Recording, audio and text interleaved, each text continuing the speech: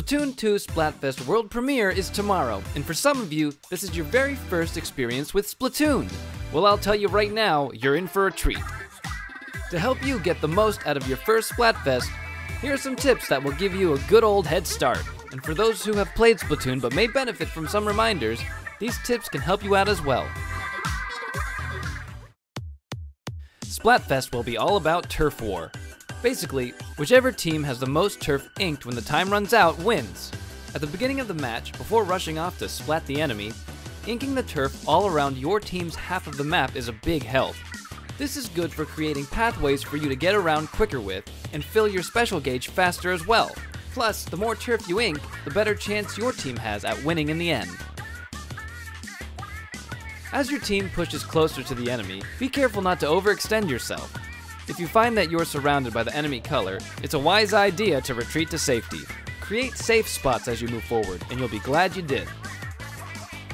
Like I mentioned earlier, inking turf and covering enemy ink will fill your special gauge, and after enough ink has been put down, your special will be ready to use.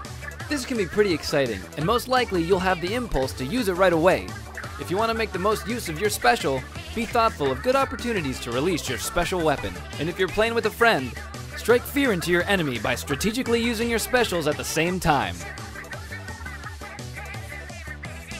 One of the best tools you have in-game is your map, so utilize it well.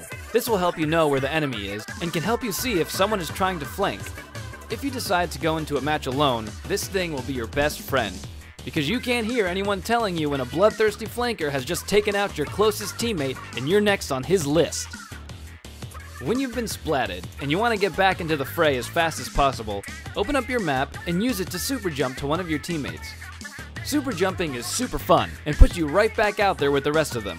It's important to note though, if the map shows that your teammate is surrounded by enemy ink, you may want to think twice about super jumping to him or her, because more than likely there's an enemy nearby, and you could be jumping right into your doom.